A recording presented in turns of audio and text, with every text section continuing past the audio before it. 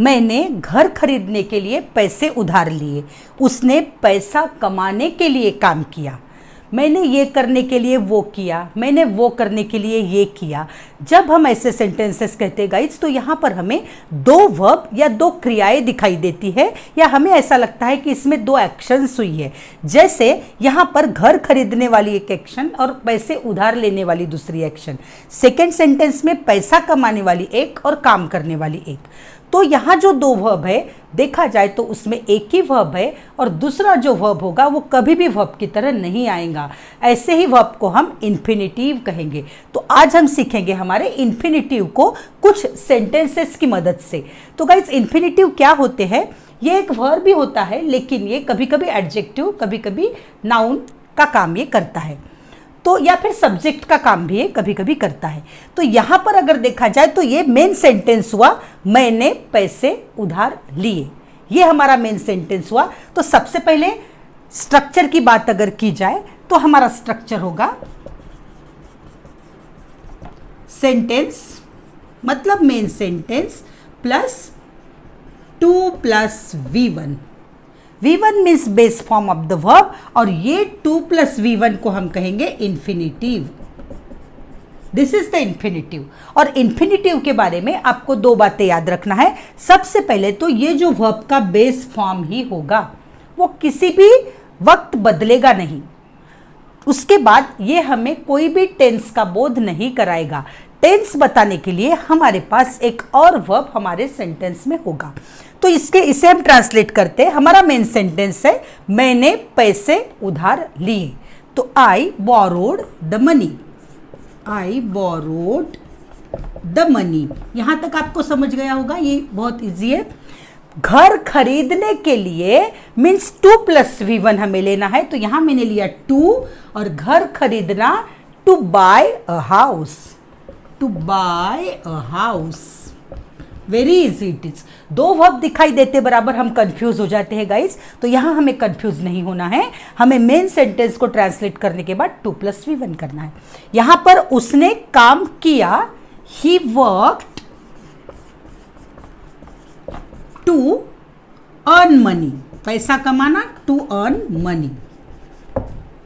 तो गाइस, अगर हम यहां पर देखें तो ये सेंटेंस हमें जो भी हमने 2 करके लिखा है, वाई से अगर हम इसे क्वेश्चन करते हैं तो हमारा आंसर यहां आएगा। जैसे I borrowed the money why to buy a house.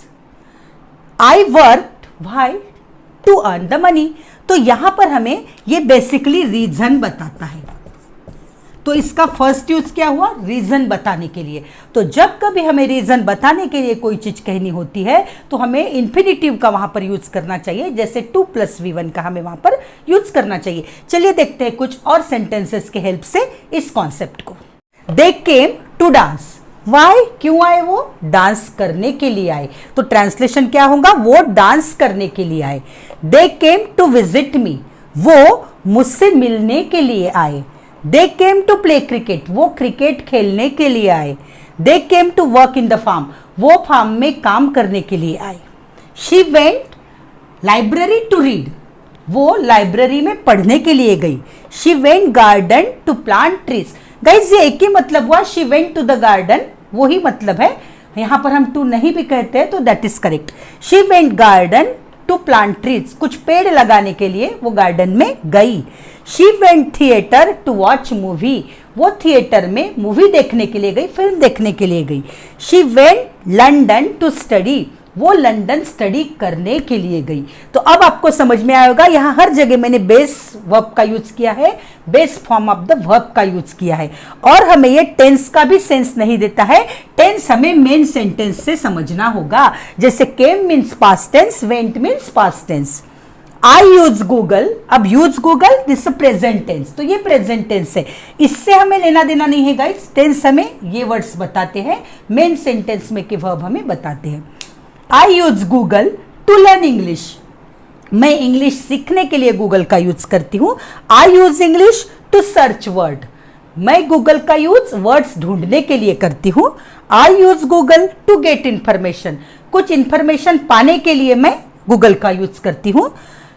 I use Google to be brilliant. To be होना, मैं ब्रिलियंट बनने के लिए, होने के लिए गूगल का यूज करती हूं। तो यहां पर हमने देखा किस रीजन से हम किसी रीजन के लिए हम इसे यूज कर सकते हैं इंफिनिटिव को। आगे हम देखते हैं और किस किस सेंस में हम इंफिनिटिव को यूज कर सकते हैं। गाइस, अगर आप मेरे नए व्यूअर हो और अगर नीचे कहीं आपको सब्सक्राइब का बटन दिखाई दे रहा है तो इसे सब्सक्राइब कर दीजिए, और अगर आप पुराने व्यूअर हो, ऐसे वीडियो अच्छी लगती है तो इसे शेयर कीजिए और लाइक भी कीजिए। इंफिनिटिव का सेकेंड यूज देखते हैं हम, जो व्हाट के लिए होता है। व्हाट मीन्स अगर आप क्या क्वेश्चन पूछोगे तो जो आंसर आएगा वो हमारा इंफिनिटिव वर्ड होगा। जैसे मेरी इच्छा पूरी दुनिया घूमने की है, मेन सेंटेंस हुआ मेरी इच्छा है। क्या है मेरी इच्छा? पूरी दुनिया घूमने की। तो इसका ट्रांसलेशन हुआ I have a desire to travel the world. उसका लक्ष्य है, क्या है उसका लक्ष्य?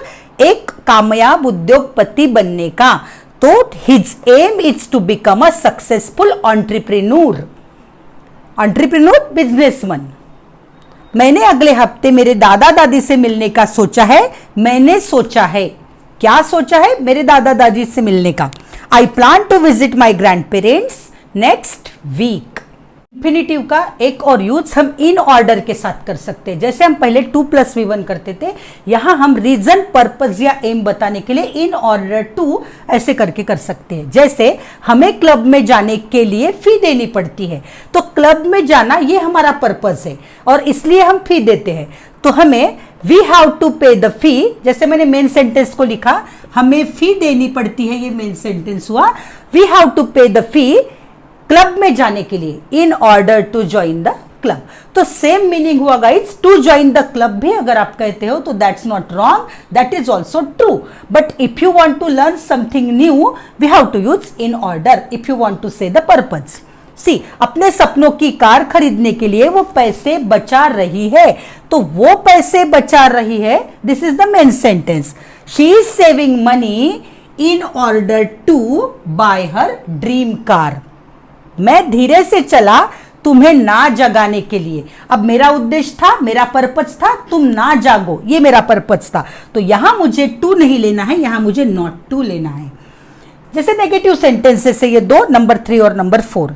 आई walk quietly not to wake you up. लोग पैसे खर्च ना करने के लिए, देखिए ये भी नेगेटिव सेंटेंस है, लोग पैसे खर्च ना करने के लिए सरकारी वाहनों का इस्तेमाल करते हैं। People use public transport not to spend money. तो इस तरह से गाइज आप नेगेटिव भी कर पाओगे और अफर्मेटिव सेंटेंसेस भी यहां पर कर पाओगे। ये था हमारा थर्ड यूज इंफिनिटिव का।